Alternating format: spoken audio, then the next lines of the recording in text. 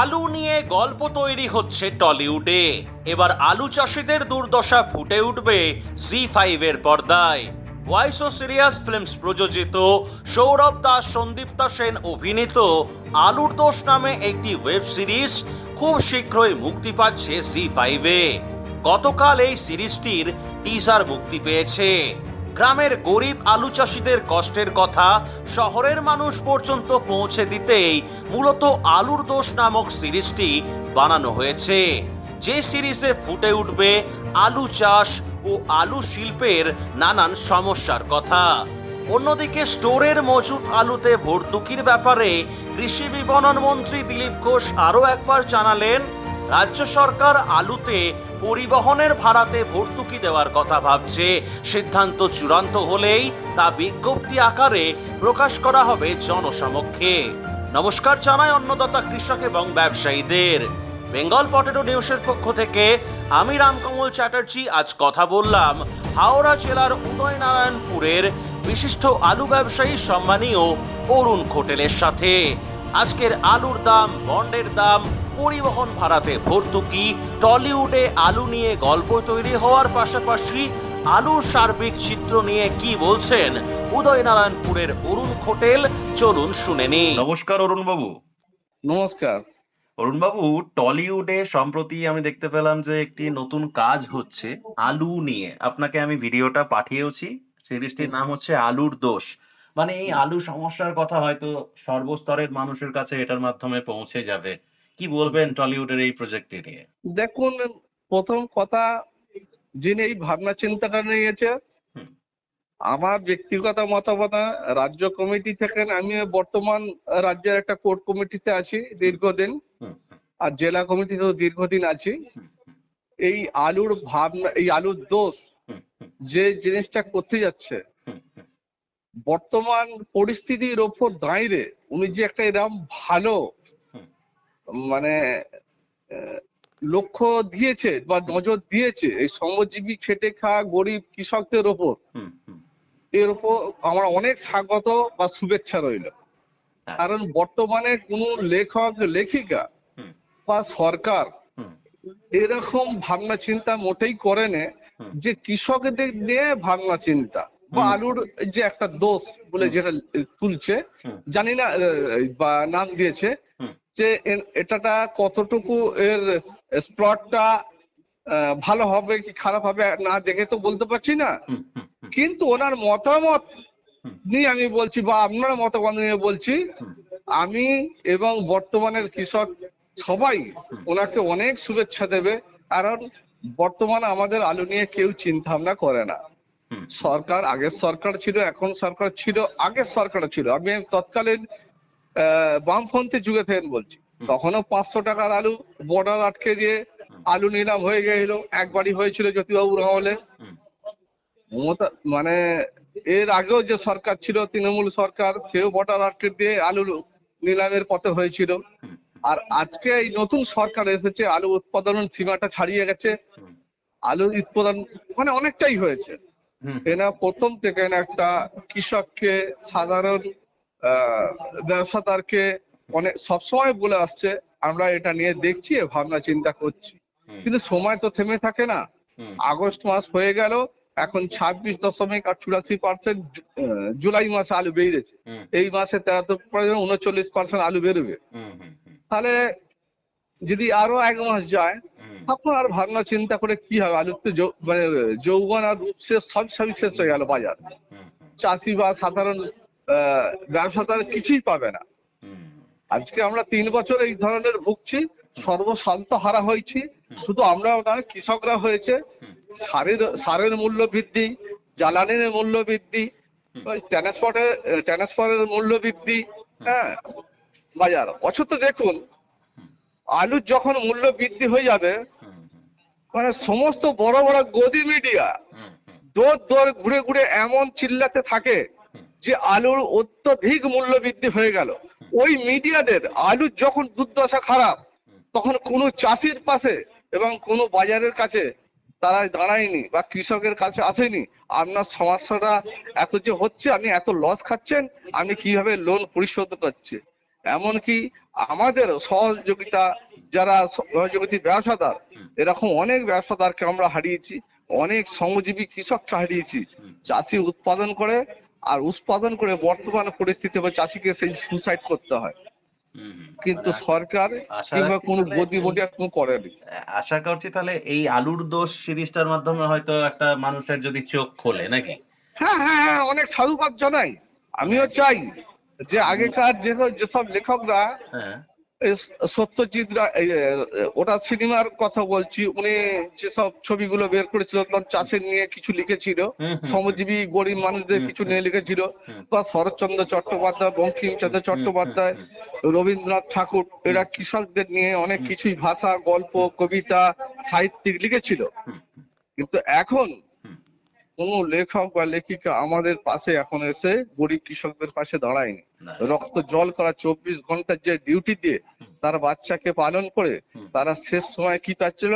হুম বাড়ির পরিবারকে দুমুঠো অন্ন তুলে দিতে পারছে না। হুম হুম আজকে ধানেকে একটা সহায়ক মূল্য বেঁধেছে, পাটের একটা সহায়ক মূল্য বেঁধেছে, হুম কিন্তু বর্তমান আলু এখন অর্থকারী ফসল হয়ে গেছে। হুম এই আলুকে যতক্ষণ না সরকার ঠিক দৃষ্টি বা এর পদ্ধতিগত দিক যদি না নেয়, তাহলে কিন্তু আগামী দিনে এই চাষটা হওয়া অনেক মুশকিল হয়ে পড়বে। চাষি চাষ করবে, আ- সে দেনা পাওনা করে দেবে, আমি আমি সব ধরুন চাষ করবে। একদমই আমি ধরুন মানে টলিউডেও যুক্ত আছি, যারা আমাকে পার্সোনালি আপনারা চেনেন জানেন খুব ভালো করে। আমি নিজেও গল্প টল্প লেখার জন্য চেষ্টা করি, তো আমি কালকে হঠাৎ দেখেই অবাক হয়ে গেলাম। এবং এর আগে আমি অন্য একটি চ্যানেলের জন্য বহুবার বিভিন্ন মানে ভিডিও করতে গেছি আমার পার্সোনাল সোর্সে, বিভিন্ন প্রিমিয়ারে, সেখানেও সিনেমার কলা কুশলীদেরকে আলু নিয়ে জিজ্ঞাসা করতাম, অনেকে হয়তো খ্যাচড়াও করতো, বাবা আলু নিয়ে এখানে কি ব্যাপার। যাক ফাইনালি এটা হচ্ছে, আমি চাই প্রত্যেকটা মানুষ এই আলু শিল্পের সমস্যা কতটা জানুক।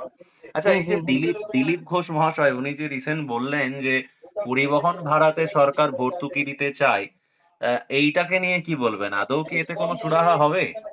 না, এতে কোনো সুরাহা হবে না।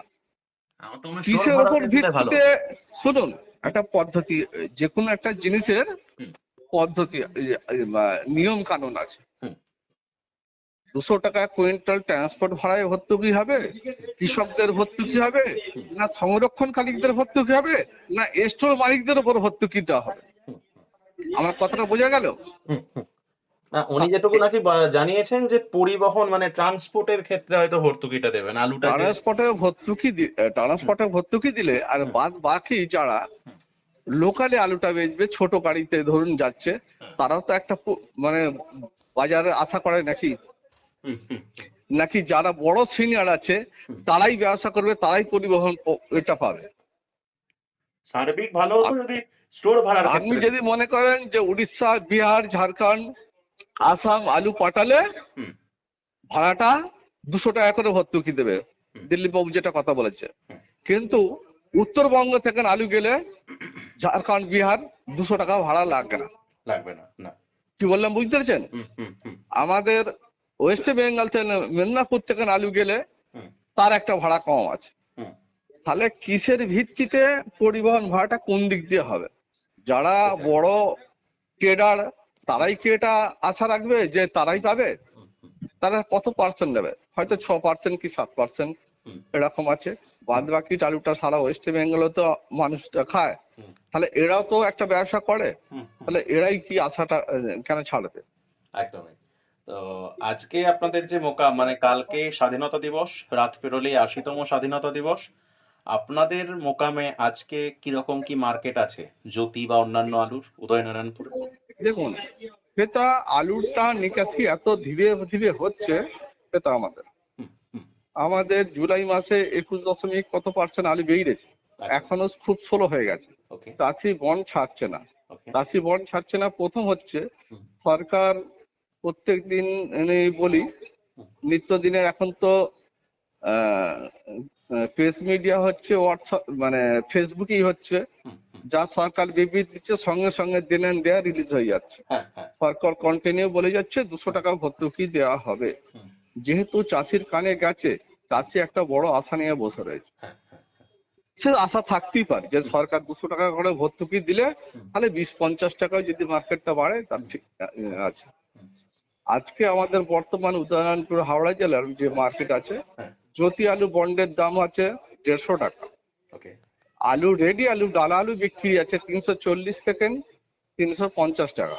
বেশ। চন্দ্রমুখী আলুর ফি বন্ড আছে 270 টাকা। হুম। আর ডালা আছে 520 থেকে 30 টাকা। ওকে। কিন্তু এর যে মাঝারি আর কাঠপিসটা এর দাম সবচেয়ে তলানিতে। যেমন আচ্ছা। চন্দ্রমুখীর মাঝারি বিক্রি আছে 220 টাকা থেকে 230 টাকা। ওকে। আর সেইখানে কাঠপিসেরও দাম 210 টাকা থেকে 220 টাকা। আচ্ছা। আর জ্যোতির কাঠপিস 120 টাকা বলতে পারেন, 30 টাকা বলতে পারেন। আর মাঝারি হচ্ছে 140 টাকা।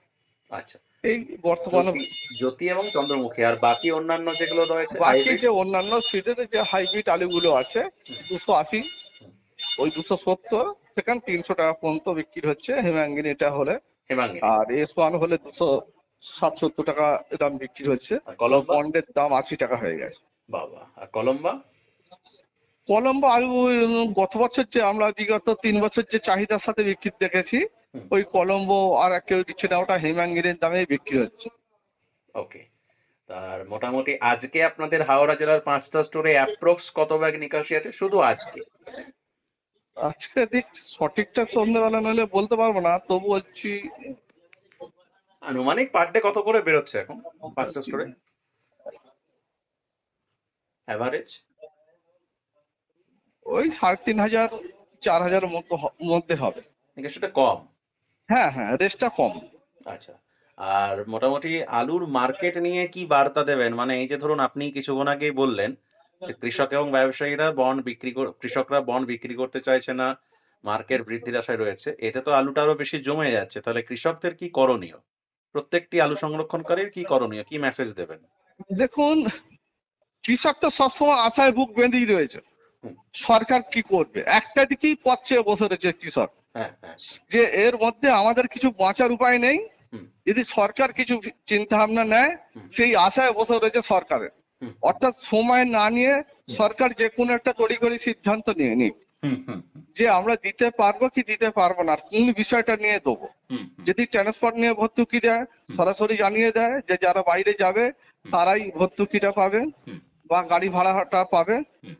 আর বাদ বাকি নিয়ে আমাদের এই সালে অন্তঃকরণে পরবর্তীকালে আমরা ভাববো, যে পরবর্তী প্রজন্মটা ভাববো যে ভবিষ্যতে 2027 সাল কি হবে। হ্যাঁ হ্যাঁ হ্যাঁ।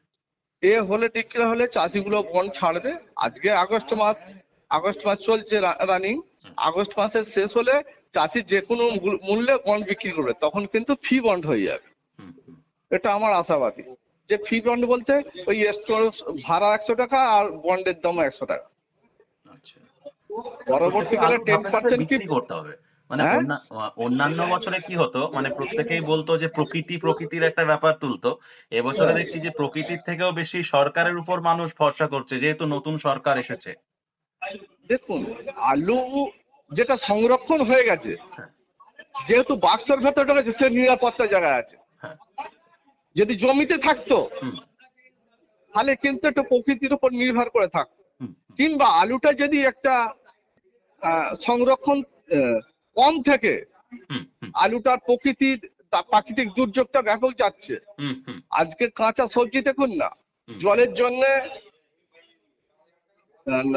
শস্যর প্রচুর ক্ষতি হয়েছে। হুম। হুম। ঝিঙা, ঢেঁড়স, বেগুন, হুম। করলা থেকে শসা থেকে নানান করে ক্ষয়ক্ষতিটা ব্যাপক হয়েছে। তার জন্য বাজারে অত্যাধিক মূল্য বৃদ্ধি হয়ে গেছে। হ্যাঁ হ্যাঁ হ্যাঁ। কিন্তু বর্তমানে হকার থেকে আরম্ভ করে শ্রমজীবী খেটে খাওয়া মানুষের হাতে কোনো পয়সা নাই। হুম। হুম। হুম। অর্থাৎ আলুটা যে নিট অ্যান্ড ক্লিন ভাবে বেশি খাচ্ছে, এটা শিওর। আচ্ছা। কিন্তু আলুটা তো সংরক্ষণ আছে প্রচুর। হ্যাঁ, একদম একদম। আলু 3 বেলা খায়, মানে সবজি কিন্তু 1 বেলা খায়। হুম। কোনো মানুষ রাত্রে একবার খায়। হুম। কিন্তু গ্রামে গঞ্জে বা শহরতলিতে হুম। বর্তমানে আর্থিক অবস্থা, শ্রমজীবী খেটে খাওয়া মানুষের, মধ্যবিত্ত মানুষের পরিবারে হুম। হুম। তাদের মানে যেভাবে রুটি রোজগার আছে, হুম। হুম। তার দ্বিগুণ টাকা খরচা হয়ে গেছে। হুম। হুম। প্রথম কথা, একটা বর্তমান যা পরিস্থিতি, স্বাস্থ্যের মেডিকেলে একটা খরচা হয়ে গেছে, হুম। হুম। মোবাইল পরিষেবার একটা খরচা আছে, হুম। গ্যাসের একটা খরচা আছে, হুম। বিদ্যুৎ বিলের খরচা একটা আছে, পেট্রোল। বাচ্চাদের পড়াশোনা বিভিন্ন ইস্যুতে খরচা আছে। হুম হুম। অর্থাৎ এটা রুটি রোজগার করতে সাধারণ মানুষ আর মধ্যবিত্তদের পক্ষে সম্ভব নয়। নয় নয় নয়। এখন কলকাতা অর্ডার কেমন আছে আপনাদের হাওড়া থেকে? না না না না না না, সে তো অবস্থা খুবই খারাপ, তাই নাকি? সে তো অবস্থা খুব খারাপ।